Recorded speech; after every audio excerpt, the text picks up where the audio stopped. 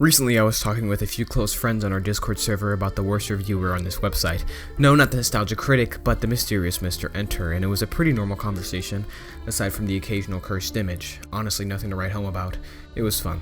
Like, we ranted for a bit, laughed at the stupidity of his fans, and then went on with our day. But during the later half of that conversation, I kept thinking in my head, like I often do, if there are reasons why Mr. Enter is a bad reviewer. Well, I know there are. I even worked on a 2-hour video with my friends on the exact reasons of it, emphasized with his Nicorama video series. You should check out that video, it's on the Wacky Deli's channel. Subscribe now. But more importantly, I was thinking about how Mr. Enter doesn't correctly blend the tone of his reviews, with the nature of objectivity and subjectivity. And when you look up reviews or analysis, you're usually looking for one of two things, either an objective analysis or a subjective opinion piece. But it seems like Mr. Enter attempts to blend these two, which in most cases work well. I can think of a handful of reviews that do this great, but he does it in the most disjointed and half-baked way.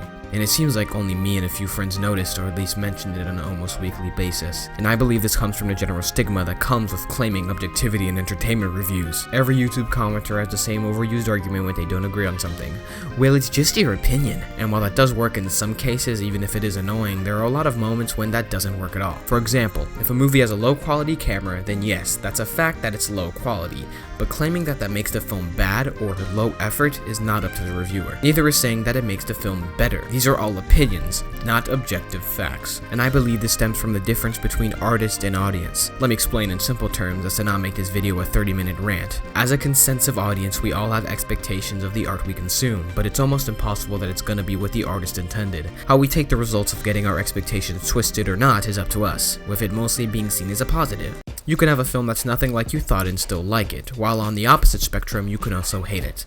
Now, I'm not discussing the common plot twist in the middle of a movie because that's a completely different conversation. And the idea of liking it or hating it comes from the concept of objectivity versus subjectivity. If I make a film and it's abstract, weird, and trippy, you can always say you didn't like it, but you can never claim that it's objectively bad, unless I myself have said what I intended it to be, and you claim that it's a failure of it. The final 2 episodes of Neon Genesis Evangelion are some of my favorite of the series, but some people feel like it wasn't as good as I say they are, which is fair, but I hope if a friend of mine didn't like it, we can both view it as objectively good, regardless of our personal feelings. This can also work in a negative sense. I know I'm about to slander myself, but Big Mouth is a great example of this. Most people in the cartoon community hate it. The visual design isn't very appealing, the humor is gross and immature, and it gets low-key creepy at a lot of points. Previously, we called this a guilty pleasure, but I prefer not to use this term as it kinda means like we should feel guilty for liking stuff that's not objectively good. I like Space Jam, even if it's dumb, because I have fun while watching it, and that's what liking something means. If you liked it, it doesn't matter if it's objectively good or not. Now I could go on a whole nother tangent on how this happens and why situation and context matter in art,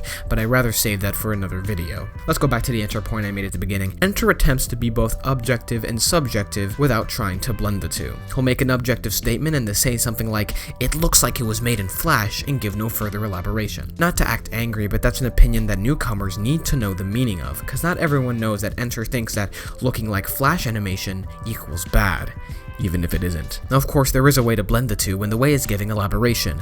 If you give a background or a reason to what you're saying, people are going to figure out if it's a personal preference or something that's factual. Now, the chances of Enter seeing this are pretty slim, but just in case any up-and-coming reviewers are watching this, don't be lazy. Explain yourself, because not everyone knows what you're thinking when you say things. Hey everyone, I'm Chill, and this has been my video on objectivity versus subjectivity.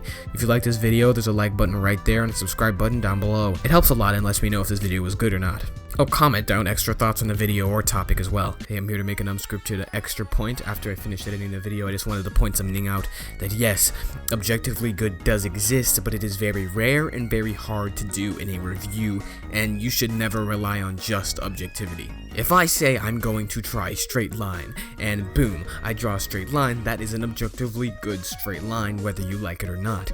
Okay, if I say I'm going to draw a straight line, and I draw a squiggly line, that is an objectively bad straight line, because it is not a straight line. Objectivity works on absolutes, and you can only really see the objective quality of a product if the person who produced said product tells you what was their goal, and you can look at that goal and see how that sort of compares to what ended up happening.